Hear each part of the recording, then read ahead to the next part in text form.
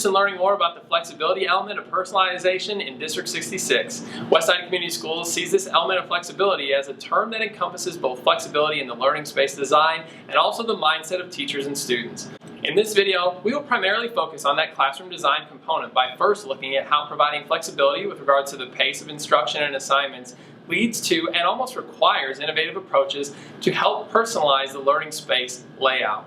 As a part of that discussion, we'll provide a few essential questions that should guide you in your own design process. Lastly, we will close with a few examples to give our content some context. And please also note that as we discuss the learning space, we'll devote a portion of our time to pointing out how having a flexible mindset can lead to meaningful revisions in your approach to personalized learning both during and after the completion of the unit. In Westside Community Schools, we view students driving the pace of instruction and assignments as one flexible element of our model. Providing students with the autonomy to control the pace of their learning certainly poses its challenges both in unit design and in establishing checks for understanding and progress. So let's give you a few examples to frame your ideas. In a math class, concepts tend to be more linear, so altering the pace might mean constructing one central learning pathway that students can progress down at their own pace. And for those who work ahead, engaging enrichment activities and/or peer mentoring opportunities might supplement the required coursework. In the sciences, try pairing related concepts and allowing students to select the order in which they learn about these related pieces. For example, students could choose the order in which they learn about acceleration or velocity and choose to learn from a video, live lecture, or from reading materials.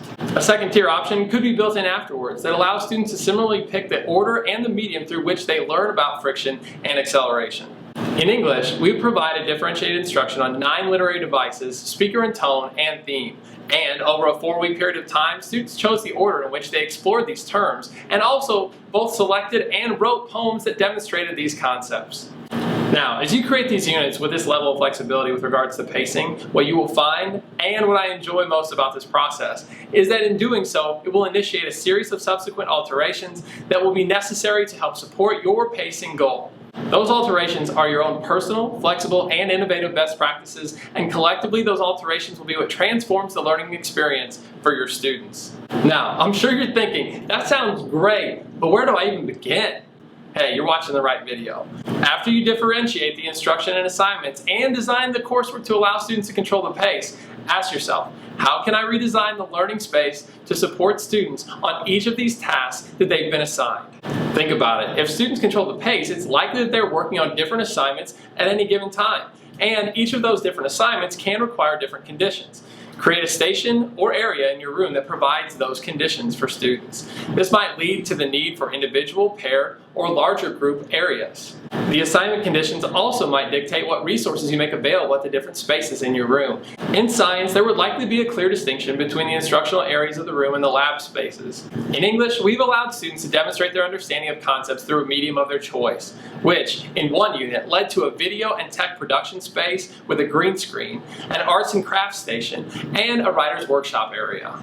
These are just a few of the ways in which flexible seating is designed as a response to the flexibility in student pacing. A second question worth asking is, how can I design the space to accommodate various student environmental preferences? For example, I try to position the discussion groups on the opposite end of the room from the sustained silent reading area. An additional consideration is the type of seating in the room. Personally, I prefer to work on a high-top table or to stand. Some of my students have voiced their preferences for sitting on the floor. And even from a classroom management standpoint, I allow music or headphones because I know that I prefer to listen to music without lyrics as I work. And while all of these liberties are ones students appreciate, teachers need to focus on helping students learn the conditions under which they learn best. Make students aware of what choices they have, suggest experimenting with alternatives from what they're used to, and allow them to refine their own learning process. Here's one example of a student reflecting on his learning process. Yeah, I learned that I need to be alone to work,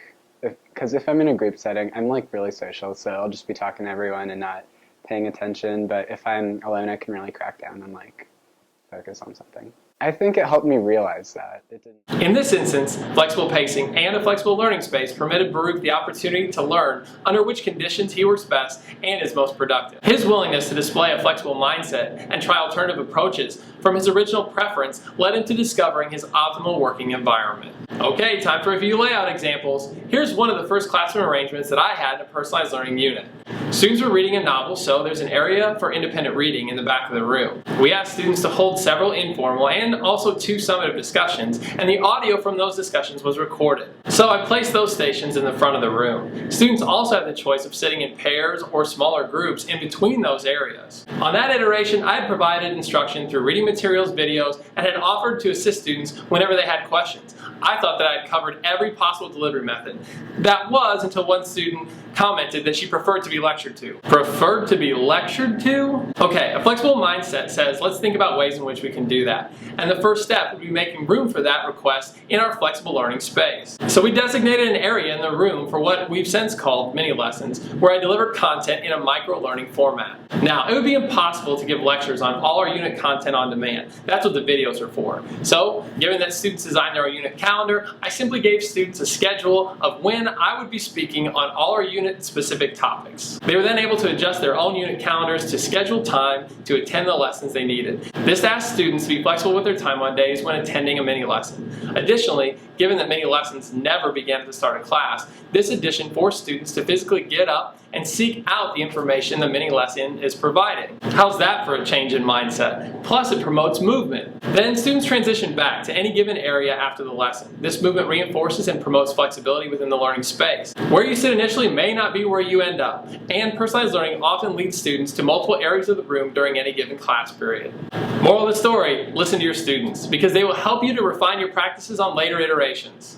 Thank you for learning about flexible learning spaces with me today. I hope this brief video got you thinking about a few of the potential changes that flexible pacing, flexible learning space design, and a flexible mindset for teachers and students can have on maximizing student learning.